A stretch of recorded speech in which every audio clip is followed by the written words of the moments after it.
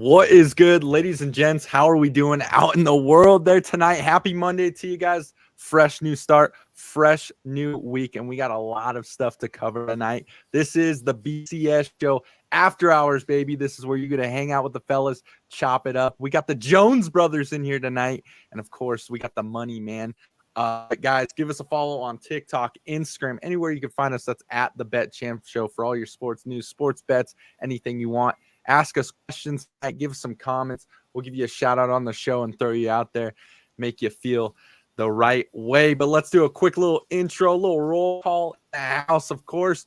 Little different crew tonight, but this is going to be all the best for it. Over to my left, we got, of course, the Teflon Don, the money man himself, the reason why all those 16, 17 now live listeners are here to see the party go off. And that's Big E himself. E, how we doing? Man, doing great. Excited for a good show. We got our man Motion Jones in the house. I'm gonna give my time just for his intro, because he's helping us stack it wall to wall, treetop tall. So over to Motion. 100%, guys. And then if you, like he said, we got the Motion in the house. Big Motion Jones is rocking with us tonight. How we feeling tonight, Motion? How you doing? Feeling good. We got a lot of stuff to talk about. It's been a kind of crazy week in the sports world, and I'm ready to rumble, baby. Let's go. Absolutely, 100%. Guys, shout out again to all the 23 live listeners. You guys are already in here with a minute 50 to go. Appreciate you guys. Ask us some questions, some comments down in the little text bar and everything. We'll throw you up, throw your ad up on the screen. We are live on YouTube, Twitch, and X tonight, so we got it all going, and we got a great show for you guys tonight. We'll kick things off right with news that just came out today, ladies and gents. Coach Hurley declines the Lakers offer. I think it was they were offering him around 8 years, $100 million. Sounded like they were trying to really get it done. They were really pressing him for it and anything. Ended up he just wants to decline. He's going to stay with Connecticut.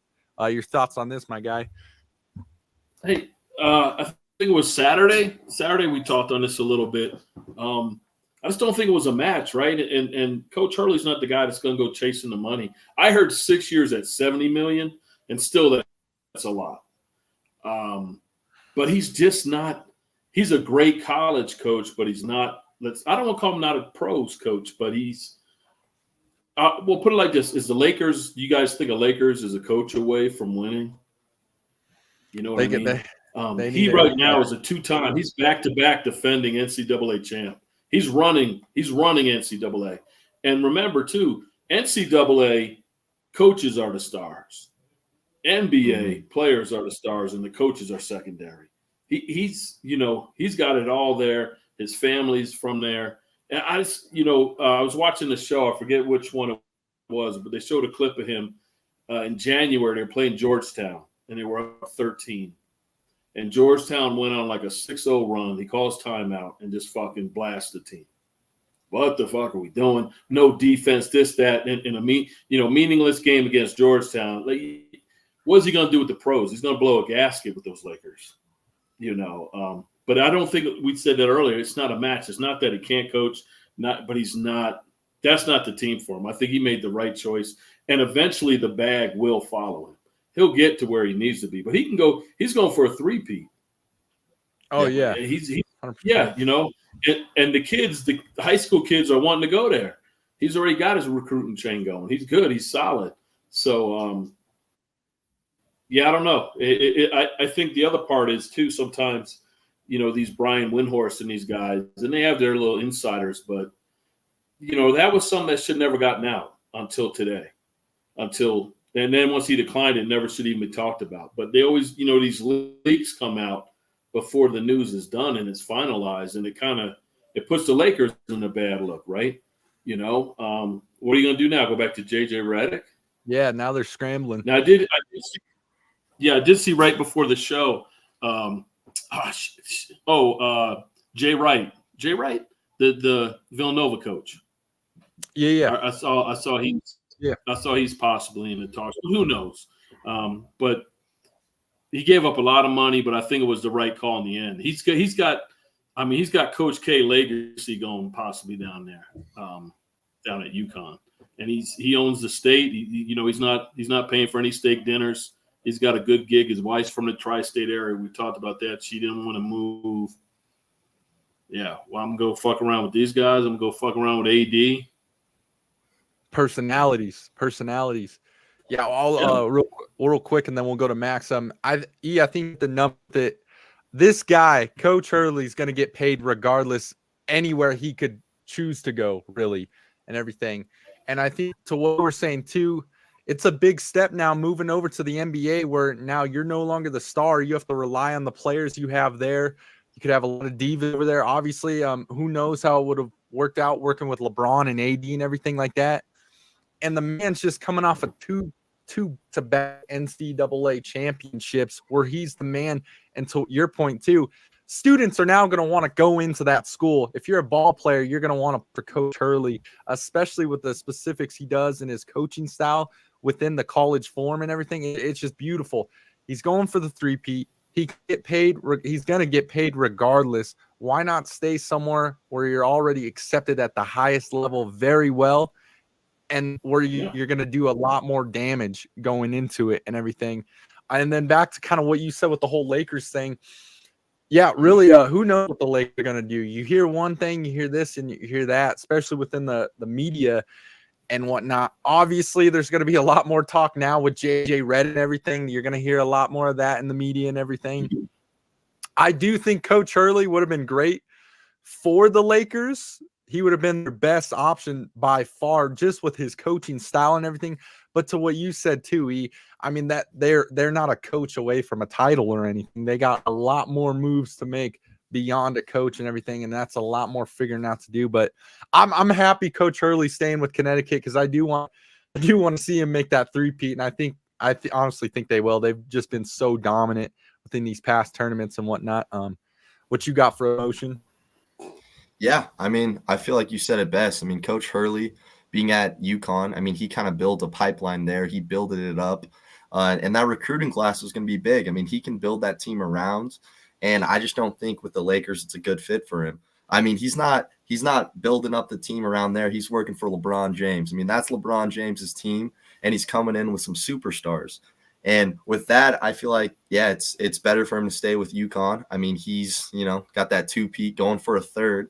He's good. He's got the keys to the city in UConn. He's not paying for any steak dinners down there. And I feel like he's done a great job these past couple of years. And why leave something that you built up? Guys are going to want to play for him as a coach. He's a great coach, obviously. And the Lakers, it's a shit show around there. He's coming into the Lakers team. You got AD, you got LeBron.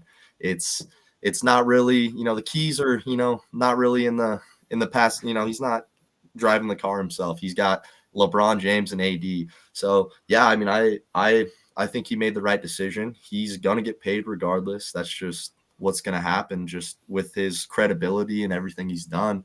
And I think he likes to, kind of be in control of that class and, build that team the way he wants it to.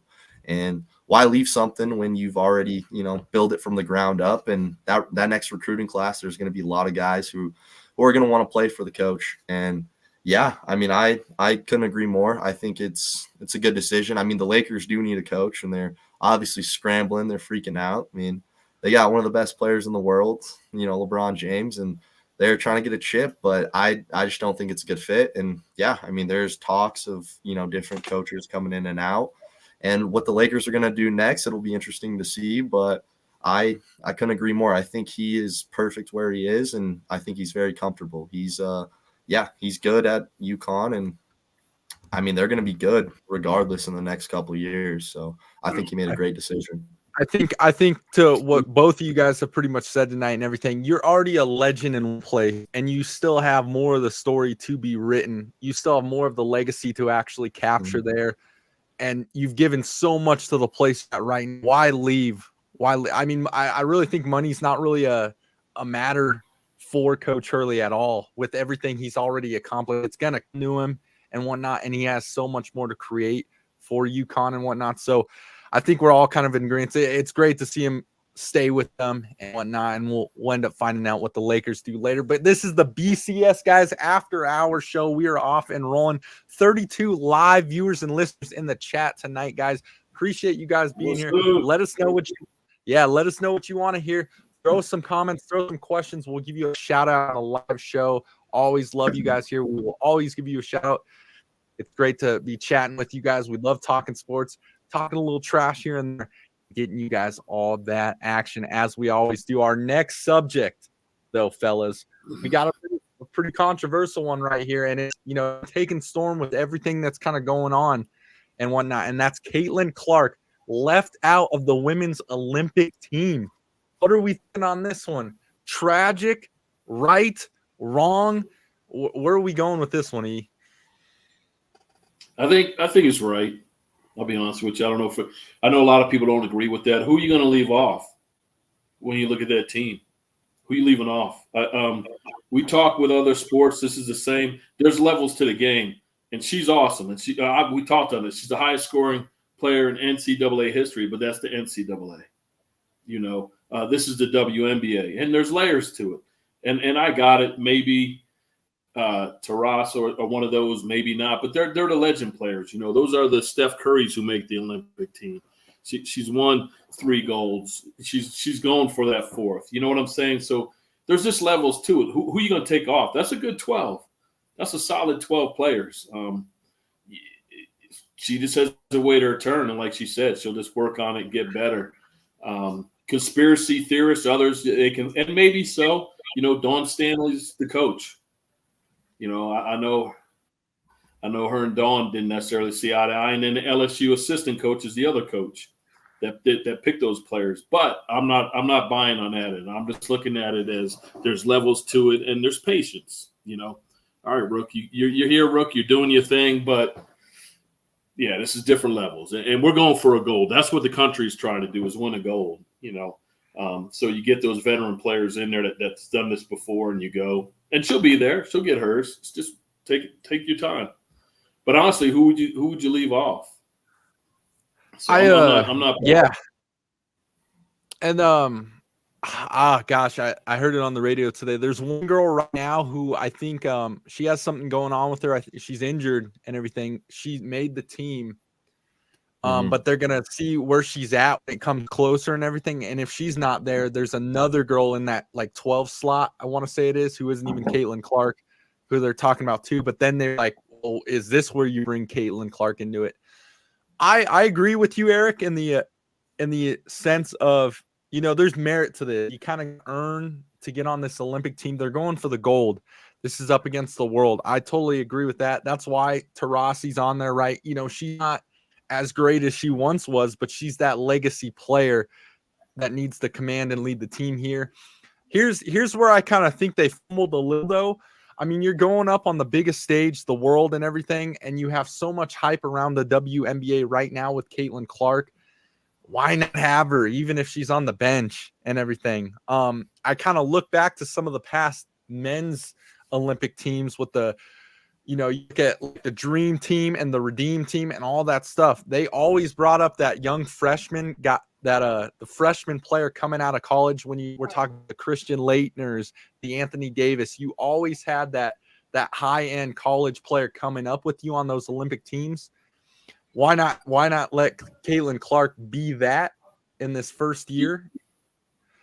Go ahead, E. Let me do that, and then I'll let motion go, but the reason is because those players aren't Caitlin Clark. Caitlin Clark, I think if she got put on the team and wasn't playing, you'll have a Tim Tebow New York Jets situation where even though you're the backup quarterback, everybody wants to talk about why you're not playing. Hey, we're winning these games, but hey, when's Caitlin going to get her run? Right? You talk about a Christian Laettner. You talk about these guys that, you know what I'm saying? Her media presence and so much would be there. And so, like Stephen A., I saw something online today about his point about marketing. This is Team USA. They're not marketing. They're not trying to, they're not trying to sell sponsors and get everything in there. Now, there's a different part to Team USA that does this, but they're solely trying to win a gold medal. It used to be amateur, right? But I know that we got pros in there. But that's why it'd be too much of it. If she goes, she's playing. But right now, she's not there. Yeah. So anyway, I so that'd be my answer for that. No, and I'm just playing devil's advocate. I'm trying to bounce from both sides of it and everything. I completely agree with you. If she was to go and everything, she would get much more attention than the actual Olympic team would, right? And you're there for the Olympic team and everything. The other part, again, devil's advocate, is I'm a huge fan. I've seen all the men's Olympic team do this, do that. I don't really recall to memory watching some of these WNBA Olympic teams played. And I think for a lot of these new fans coming in and everything, if she was to be there, I think there would have been a lot more viewerships on some of these games for the Olympics and everything. Yeah. And now that she's not, obviously that takes a decline and whatnot. So it's kind of pick your poison here and everything. But I totally agree with what you're saying. There is a lot of merit here. You kind of have to earn your stripes when it comes to the Olympic team. It's a bigger picture outside of one player when it comes to the world stage and everything. So totally hear you. And everything from the team to the media side of it as well. We'll pop down the motion though. What you got? I mean, absolutely. I mean, it's not rocket science here. Caitlin Clark is the WNBA. I mean, she has brought multiple, just so many people, sponsors, eyes. They're all watching the WNBA because of her. And she is a great player, but I do feel like there's levels to this. I mean, you're a freshman in the game and you're playing with some veterans. You got to earn your stripes if you want to party with the big dogs. So, I mean, I completely agree. I mean, it's a good choice. I mean, there's no doubt in my mind a year or two down the line, she'll be on that team and she'll be making numbers. But, I mean, right now it just doesn't make sense. I mean, she's a rookie and there's a lot of veteran, high-class WNBA players. But I do agree. I mean, maybe her – I don't know. The injuries and everything's going on. I heard she's going to be kind of coming off the bench or maybe, filling in for somebody. I feel like it's a smart move in that aspect because it will bring more eyes to the WNBA. But, I mean, she's playing for, right now in the WNBA, she's playing for the country. And, I mean, we're playing for the world, We want to get the gold. And, yeah, it just makes sense to me why, she wouldn't be on that team. There's levels and she's got to work her way up. Get to the top of the food chain. Yeah, I mean, it's absolutely, I agree with it 100%. Caitlin Clark is just what she's done for the sport in general. I mean, I wouldn't even pay attention to it if it wasn't for her. So I agree completely, but I think it is a smart move if they want to supplement her in, maybe throw her on their bench and, get her there because it'll bring views and it'll do good for the sport in general. And yeah, absolutely. I couldn't agree more. Absolutely. All the players chosen are in the WNBA. Also, remember, it's not the WNBA that's playing, right? Mm-hmm. So yeah, everything would be great for WNBA and the marketing and bring more views to the WNBA. But the USA Olympic Committee is not worrying about that. They're worrying about winning gold. They're not worrying about getting more eyes on a product that we're not selling. So the points are there, but I think that's another piece to it. But she'll get hers. To your point, Motion. I did hear, like you were saying, she's the number one non-select, so she'll probably get on there somehow, some way. But I don't think it's that big of a disrespect or something like that. You know what I mean? It's just who are you going to take off? Right. Absolutely. Yeah.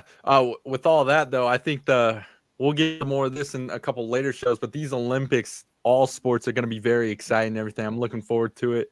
It's always not, you never know what time of the hour. There's always something on the tube and everything with the Olympics, whether that's ping pong or what have you or whatnot. So that's exciting for that, for sport bettors who are just looking for some action and everything. Looking forward to it. Looking forward to, again, to kind of what we've been talking about, this newer era of the WNBA, especially now with the women playing in the Olympics and whatnot. It's exciting, man. It's exciting for the men and the women. Looking forward to that. Cool stuff, ladies and gents. We got 38 live viewers and listeners right now. This is the Bet Champ Show after hours. Chilling with the boys tonight, chilling with the fellas. Let us know if you have any questions. Throw them in the chat, guys. Just type them in, hit send. We'll give you a shout out and we'll get the ball rolling with what you guys want to hear, what you guys want to know. Next question for the fellas, though. Celtics, Mavs. Celtics take a 2-0 lead both at home and everything. They look very dominant here. Can the Mavs pick this thing up and keep it going? Can they get the comeback that they need while now returning to Dallas? We're thinking here, and we'll talk about it right after the quick break.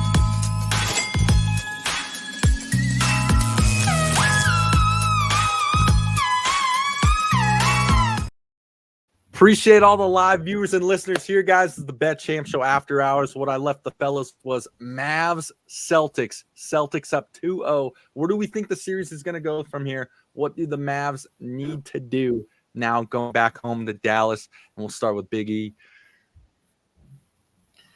All right, so to your question, the first part, no. There are no absolutes, but no. Mavs can't win this. Here's why, right? What we're asking them to do now is to win 4 out of the next 5 games. That's what we're saying. Can they go home and win? Sure. Can they win 1? Possibly. But, what was Boston in that first half? Like 2 out of 11, 2 out of 14 on threes. And they were still winning. I just think, and this isn't a knock on the Mavs. We talked about this, right? The Boston is just a stacked team, a solid team. They got starters sitting on the bench, so they can come in. Drew Holiday, right? That's really he's been the MVP, you could say, this whole series. But they're just so deep, and not to anybody's surprise. Well, I don't want to say not to anybody's surprise, but to ours it wasn't. What did we say? What did we say on the show? We said, hey, take the Mavs plus 7.5. Then they won with the hook, and Boston wins. That was the call. And that's what happened. So not much surprise, right? Or at least I'm not surprised. That's what I said was going to happen. I'm not a genius. Just, the only advantage they have is they're going to be home. But what have they shown us that says, hey, you can do this? Right. Man, if Luka's not that poor guy, he has to carry that whole team. And he's walking around like a dang Union Jack with the Band-Aids and everything else. He's going ambulance to ambulance, the arenas and back. I don't know what they're doing with him, but it's a lot to ask for him. That team was built specifically to beat Denver, and they never played Denver. That's why they have their 3 bigs. But those bigs can't cover the 3. So, what are you going to do, run the offense through Gafford? That's what Burke said. She's like, oh, look, they're switching it up. Okay, yeah, go ahead and do that. Run your offense through Gafford and see how that works for you. It's right. just they just don't have the pieces. There's no shame to that. You're the Western Conference champ, man. You made it to the finals.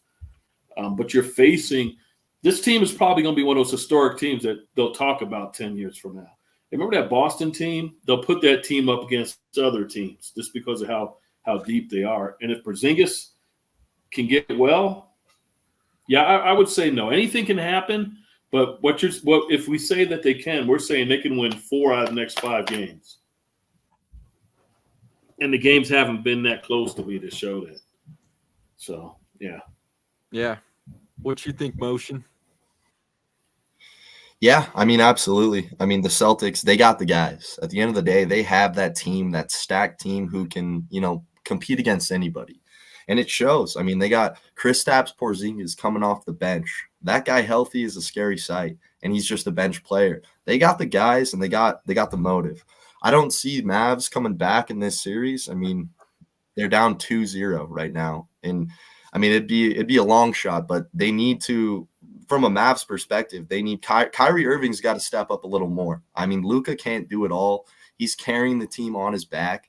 And yeah, he's riding with it. But the only way I see the Mavs having a chance is if Kyrie Irving puts up at least 20 to 25 points a game. He's got to be able to do that and create opportunities for some of these other guys, some of these bench players. The whole team's got to be locked in. Like the Celtics. You got Jaylen Brown, you got Jason Tatum. They're stacked. They got the players. They got Holiday. It's a scary sight. It's a scary sight to see, and it just goes back to that Celtics legacy.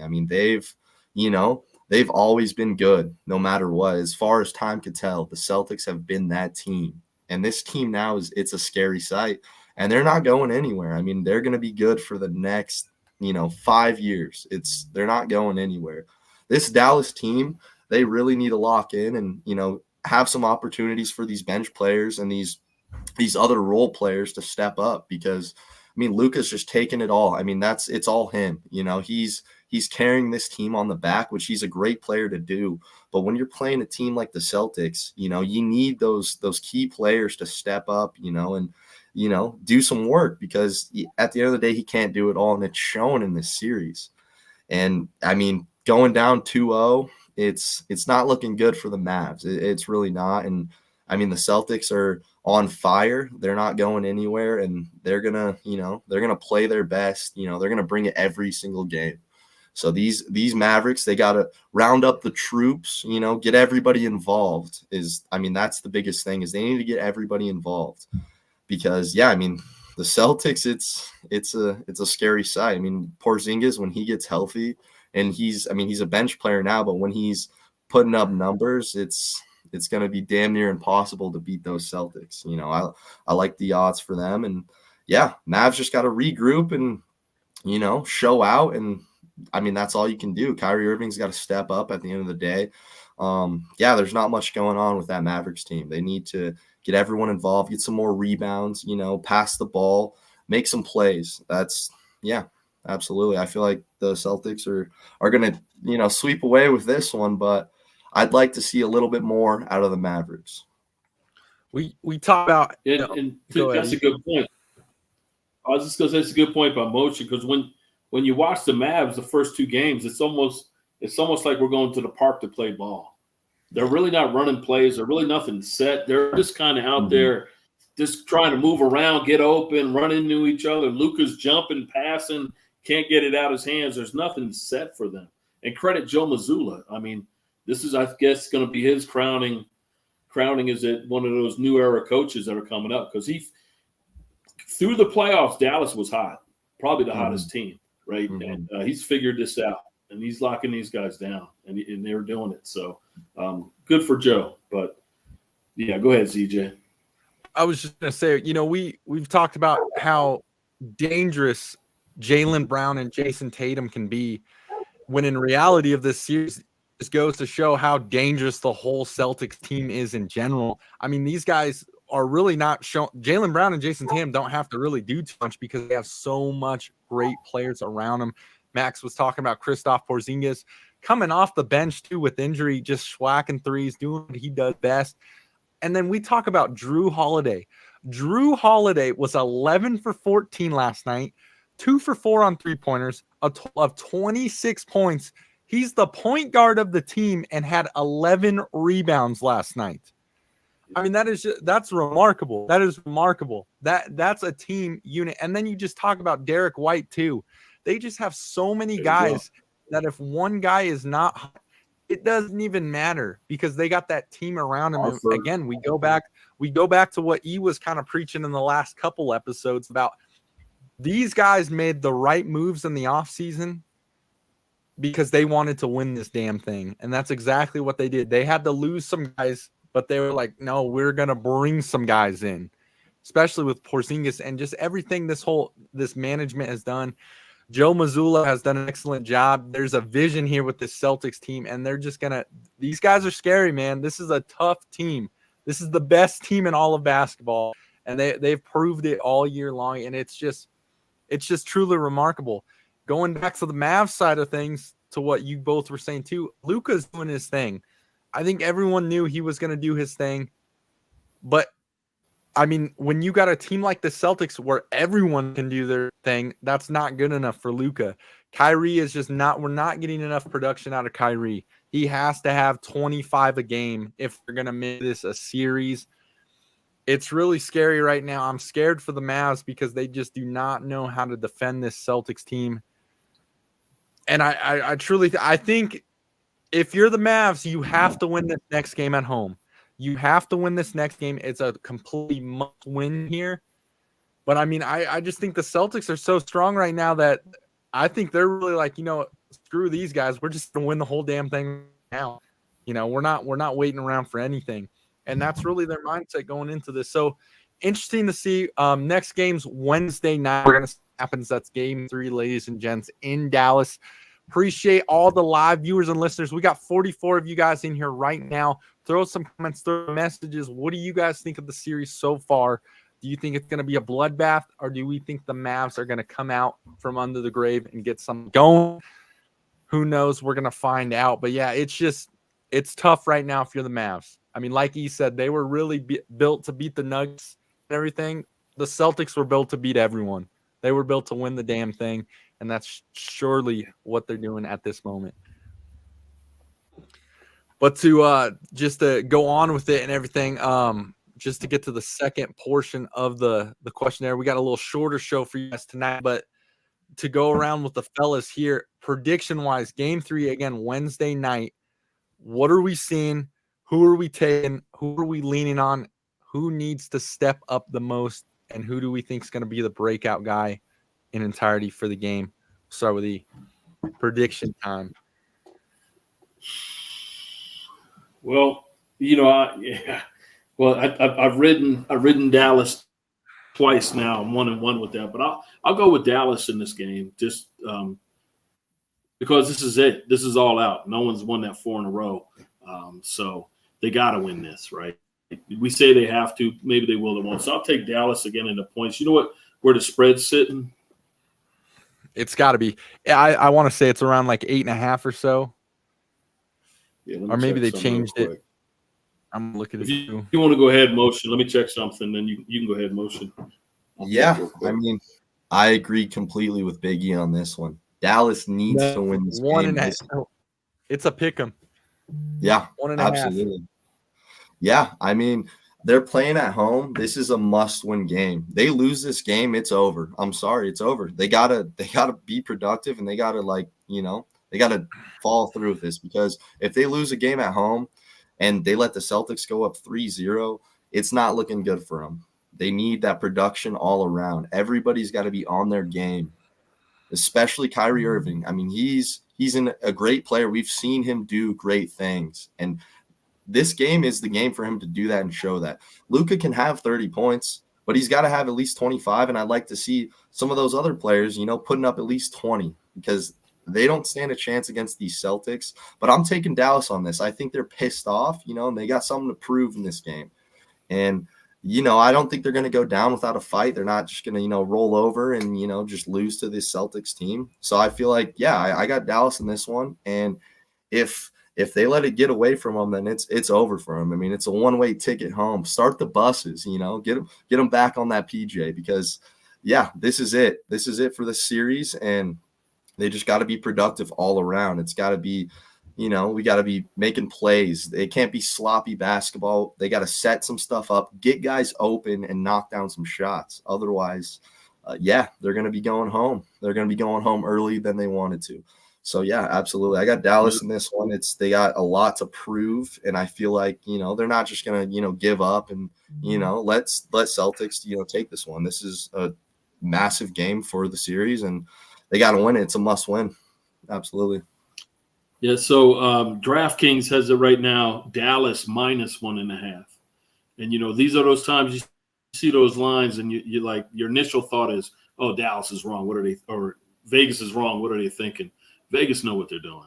And I bet you the money's coming in on Boston right now. And they know exactly what they're doing. It's a game 3.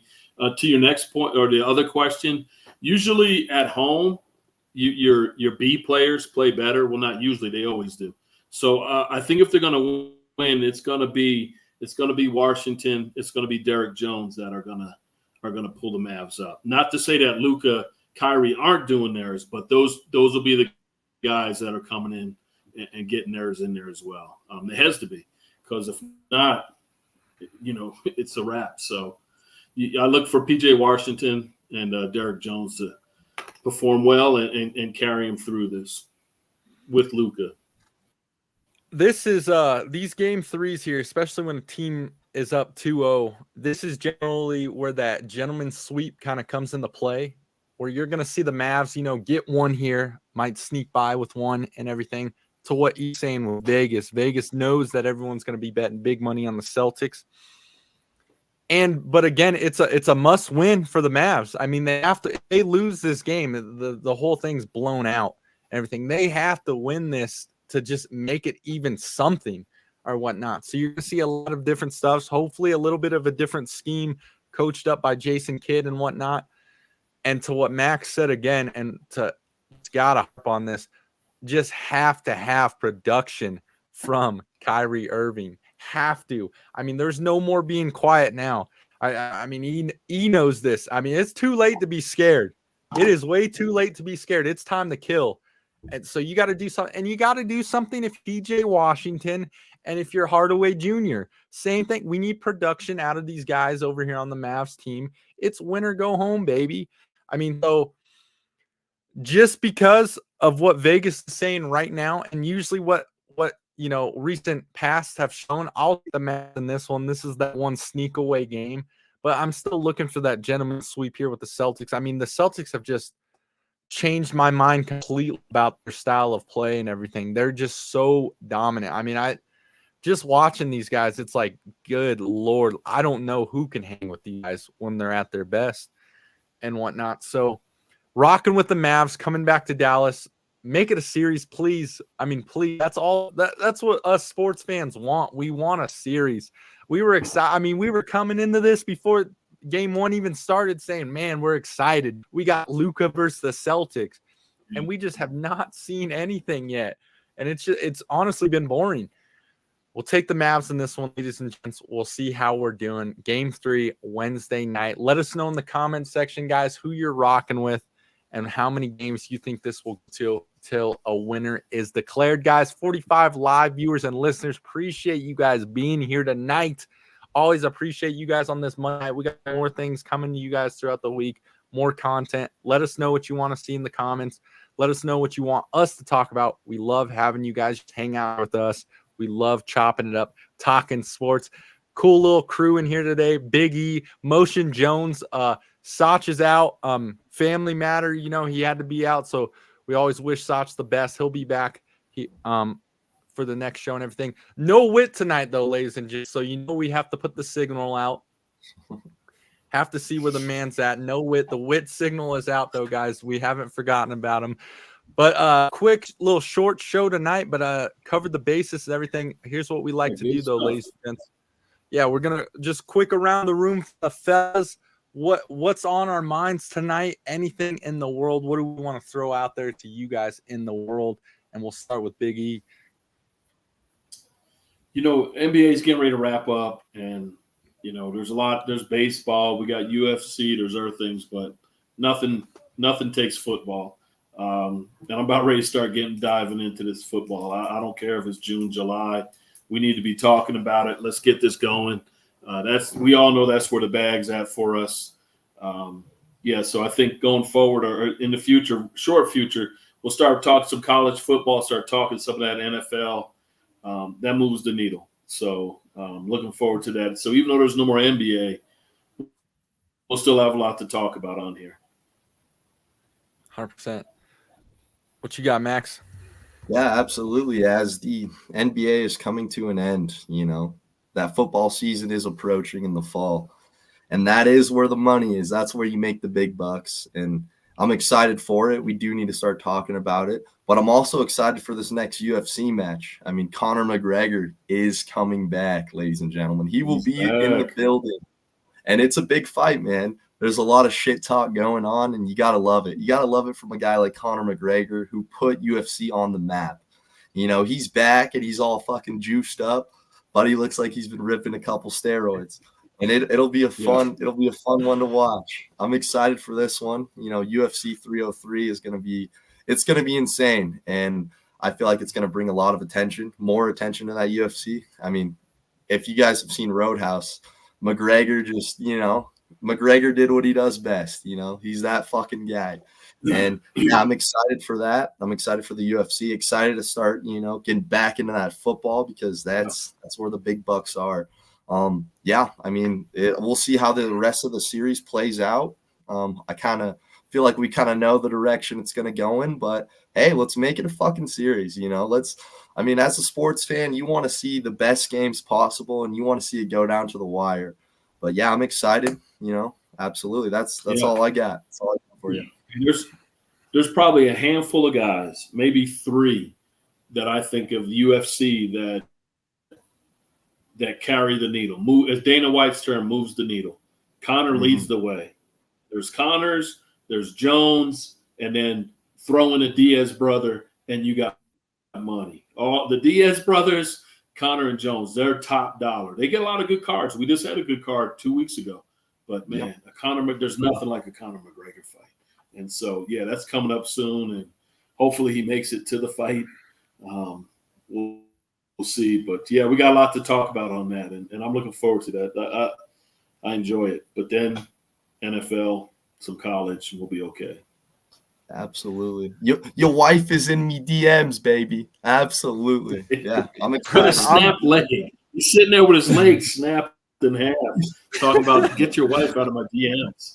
Like, what's the matter with this guy? My foot looks like it's always good to see Mystic Mac back in the octagon, baby. So I'm looking forward to that one as well. Of course, we'll get more of that going on some of these shows too as it comes closer and everything. But to what both you guys said, just excited to get the football back and rolling, especially with these college conferences. A lot of movements around and everything for the new college era. Pretty much new rivalries are about to be formed and everything, which I think is awesome. I'm definitely looking forward to see what CU can do this year with Coach Prime and Shador Sanders looking to be a top draft pick in the next year's draft and everything. So that's always cool. And hey, Broncos mini camp starts tomorrow, baby, for the NFL. You know, we got a 3-way quarterback battle right now. Bo Nix. We got these old guys, Zach Wilson, Jared Stidham over there. We're slinging rocks, baby. So getting ready for all the football content to come out. Love when football season gets started and everything. We got a couple months here, but it will be here shortly, guys. I mean, training camp's going to start in July and everything for all teams and whatnot. And your scrimmages will be starting and everything, some big stuff to come and whatnot. But as always, ladies and gents, appreciate you guys being here. 47 live viewers and listeners tonight, and we appreciate each and every one of you guys. You guys are always welcome to hang out here, chat sports with us, even if you're just here to listen. Appreciate you guys, but we're always here to talk it up, talk shop with you guys. But that'll do it for tonight's episode. We always appreciate you guys. We'll see you in the next one. And as always, stay fresh, stay frosty, and we'll catch you in the next episode. Peace. Out. Deuces. Good show, gents.